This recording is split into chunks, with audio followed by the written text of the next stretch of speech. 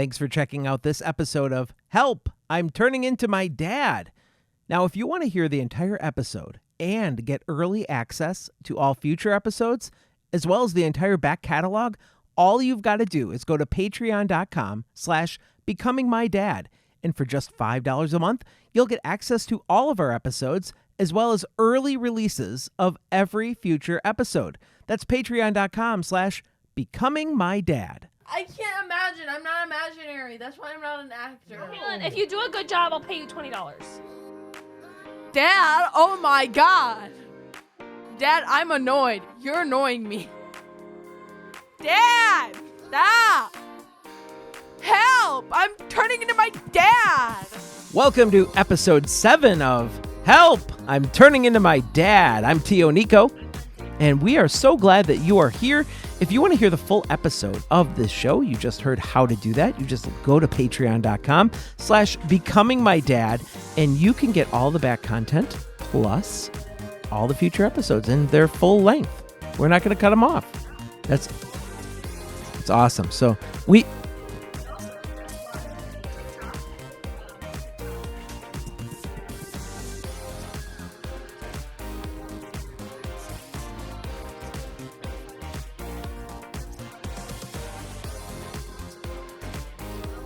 And we also have our YouTube channel, which gives you the first 10 minutes, as well as all the podcasting apps. If you're listening to us, please go over to patreon.com/becomingmydad. Support the show. Become a friend of the show. We're going to post some behind-the-scenes video clips real soon. There's going to be a lot of neat stuff over there, and you're going to miss out if you don't head over and donate the $5 a month to, keep this thing going for us. We love doing it. And we're going to start out this week with talking about a little bit of concert talk. Now, Lindsay and I had discussed the fight that happened with Garth Brooks a few weeks ago. And since then, we've gone to 2 other concerts. We went to Ed Sheeran in Minneapolis, and we also saw Pink in Milwaukee. Both really good shows. Fantastic shows. But very different venues. Now, they both were inside because the roofs were closed on the respective stadiums that they were in. And for some reason, Minnesota just has complete, they've got the system down for concerts, I believe, because I could hear every single word Ed Sheeran was saying. The acoustics were fantastic. Fantastic at a football stadium that holds 70,000 people. Now, it's the same stadium that Taylor Swift played at, and one of my favorite comments was on an Instagram video I saw, Lindsay, and it said, I can believe that this many people are here to see Taylor Swift. But this many people come here to watch football? I saw another one that was like, it's so nice that Taylor Swift will lend the NFL stadiums. Well, Ed Sheeran broke Taylor Swift's record for ticket sales in Nashville and Minnesota. Yeah, he said that the Minnesota show was broke an attendance record at US Bank Stadium. Which is unbelievable because he did that without a Ticketmaster fiasco. You were still able to get tickets up until the day of the show on Ticketmaster for face value, yet he still sold them out and put on a crap-tastic show. It was awesome. The set was great. His interaction with the crowd was amazing. He decided that Ed Sheeran in another life would be a music or choir director. Because he was teaching the audience how to sing. Like, okay, now this half is going to sing it high, so you go, oh, and then the other side's going to sing it low, you go, oh. And I was like, here's Mr. Sheeran back at it again. Now, the fun part about this show is we live about 5 hours away from Minneapolis, and we decided to drive in the morning to go up there for the show. And then turn around and drive home afterwards. Well, because my daughters had a commitment on Sunday they needed to be home for, so we were going to stay overnight, and it probably would have helped a lot with traffic because it was a terrible time getting out of the city. It was so bad, my cousins were concerned that they were not going to get home in time for their 12 o'clock dance commitment. It was 11:30 p.m. And my sister sits in the back, and she's got a straight face. She goes, girls, we could be stuck in this parking garage until 6 a.m., and you could still be home in time for your commitment. That didn't calm them, though. It's weird. I think it kind of did a little bit. Maybe that was just Caitlin hopes. Well, your sister... I wasn't trying to be funny with that. That was her genuinely saying, like, shut up. Your sister, my niece Caitlin, is a person who is how do I say it? Very frank. Yeah, very frank and to the point.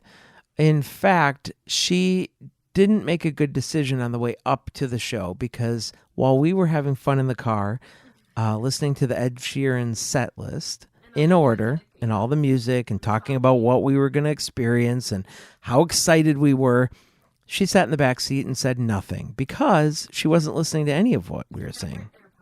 Right. So what do you think happened on the way home when she wanted to be listening to her AirPods? Well, she didn't have any battery. They were dead.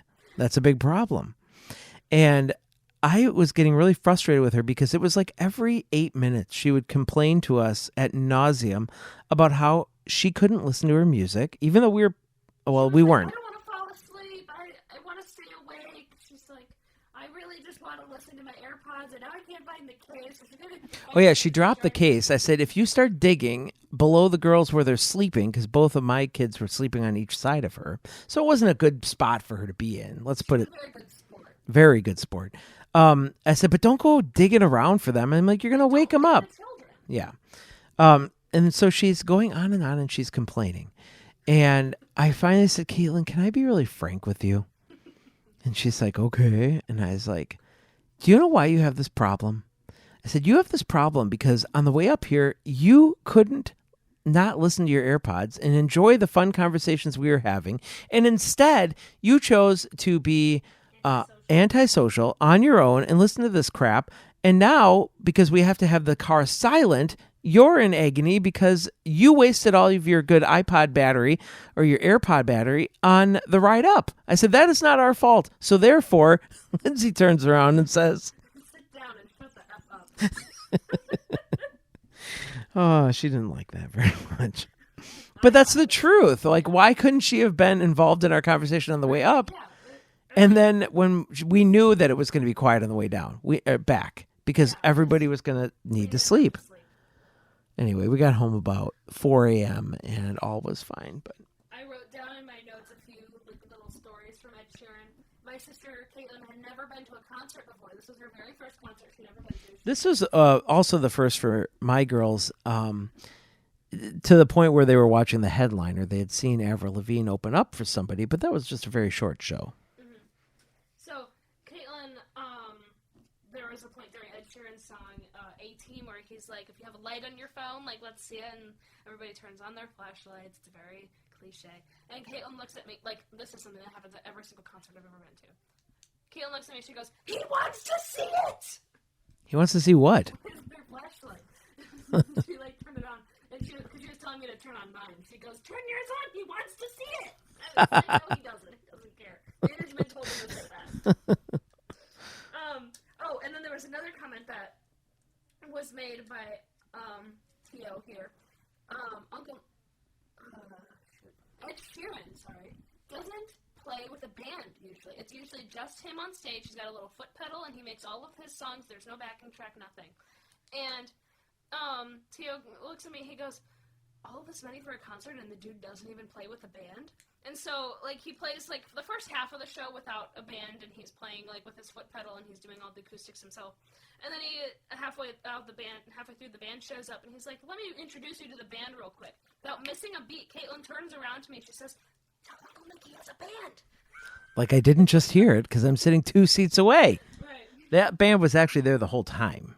They were there the whole time. The thing is he's got these pillars that hold up the screen portion of the stage above him, and we thought these little mini stages were something he would appear on, which he did not. No, he was in the middle. But the band was on those, and we didn't even notice that that's where they're at. Yeah, there was drummers and there were guitarists and stuff, but I didn't even notice them because they weren't lit up, and really thought he didn't have a band.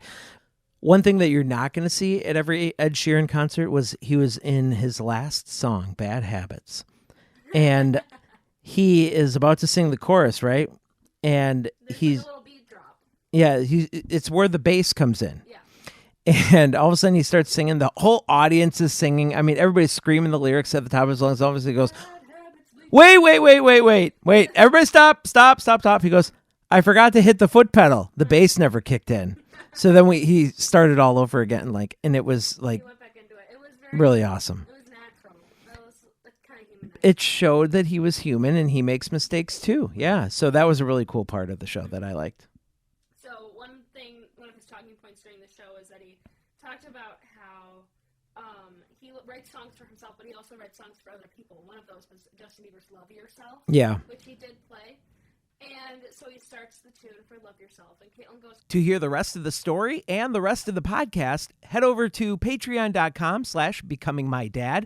And for just $5 a month, you'll get access to our entire back catalog as well as early access to every future episode. Support Nick and Lindsay and this podcast by going to patreon.com/becomingmydad. Can't wait to tell you the rest of the story over on Patreon.